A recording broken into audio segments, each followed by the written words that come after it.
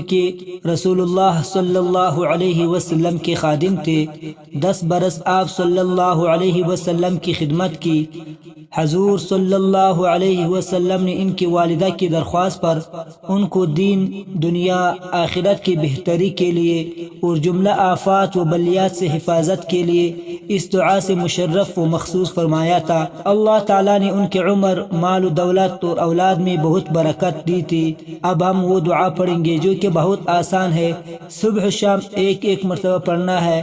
انشاءاللہ تعالی ہمارے عمر، مال، دولت، اولاد میں اور جملہ آفات سے اور بلیات سے دنیا اور آخرت کی بہتری کے لیے اور کامیابی کے لیے بہت مجرب عمل ہے۔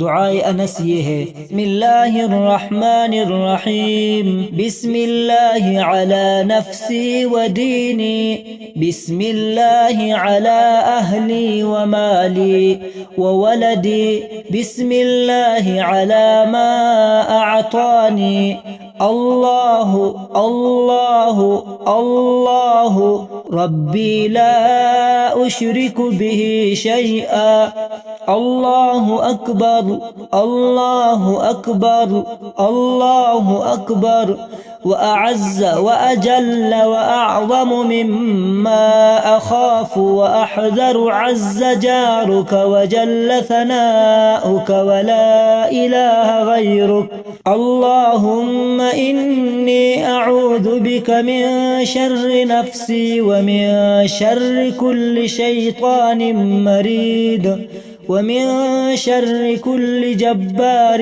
عنيد، فإن تولوا فقل حسبي الله لا إله إلا هو عليه توكلت وهو رب العرش العظيم، إن ولي الله الذي نزل الكتاب وهو يتولى الصالحين.